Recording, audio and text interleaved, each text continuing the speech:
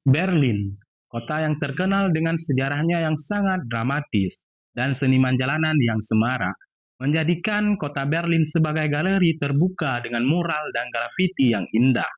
Berlin, kota yang kelihatan tenang, orang-orang sibuk bekerja, anak muda nongkrong sambil ngopi, turis sibuk foto bangunan tua yang menjadi ikon kota Berlin. Semuanya tampak normal, tapi jangan salah nih geng. Begitu malam tiba, kota ini berubah jadi dunia lain. Tempat di mana moral, logika, dan hukum mulai hilang.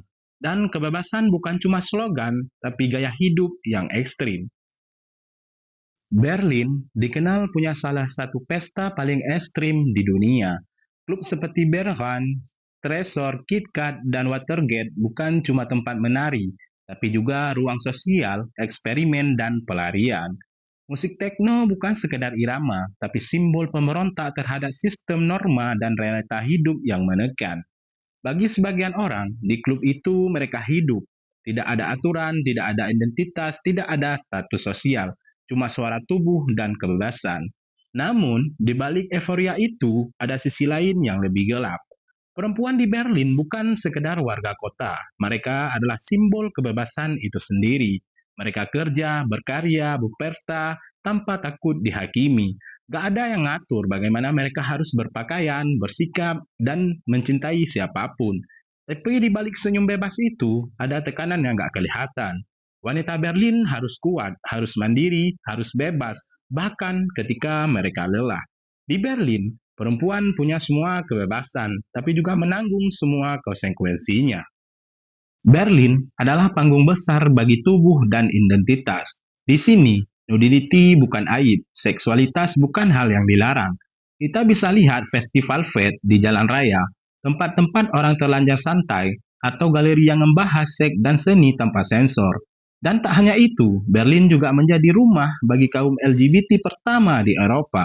Jauh sebelum dunia mengenal istilah gay, kota ini sudah punya ruang untuk mereka yang hidup di luar batas norma.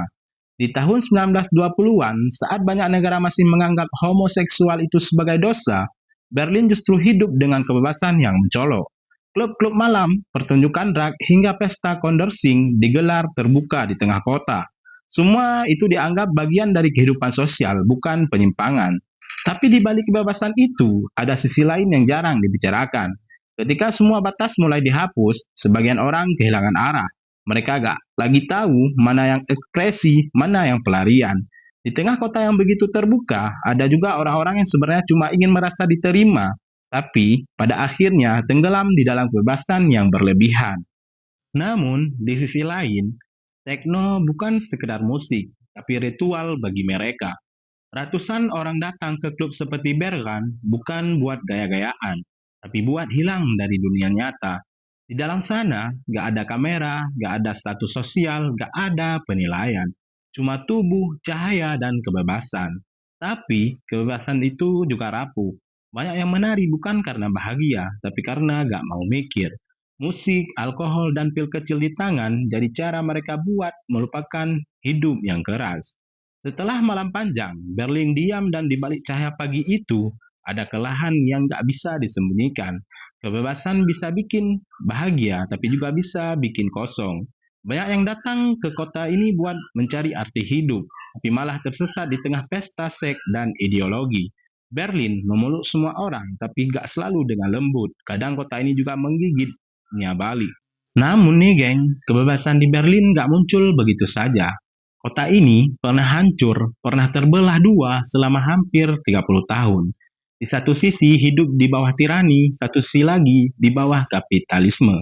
Ketika tembok Berlin runtuh di tahun 1989, orang-orang merasa satu hal, cukup sudah dikontrol. Dari trauma itulah lahir budaya kebebasan yang ekstrim, yang sekarang kalian lihat. Seni jalanan, musik techno, cinta bebas, semuanya lahir dari keinginan buat hidup tanpa batas. Berlin gak pernah pura-pura jadi kota sempurna. Dia rusak, jujur, dan hidup apa adanya. Di sini, kebebasan bukan hadiah, tapi hasil dari perjuangan panjang. Dan setiap dentuman musik, setiap goresan mural, setiap orang yang berani jadi diri sendiri adalah bentuk kecil dari perlawanan terhadap masa lalu yang kelam. Mungkin itu bisa bikin Berlin istimewa. Dia bukan kota yang indah karena api, tapi karena berani hidup dengan segala kekacauannya. Oke geng, sekian video kali ini. Jangan lupa tekan tombol subscribe agar kalian tidak ketinggalan video-video menarik lainnya.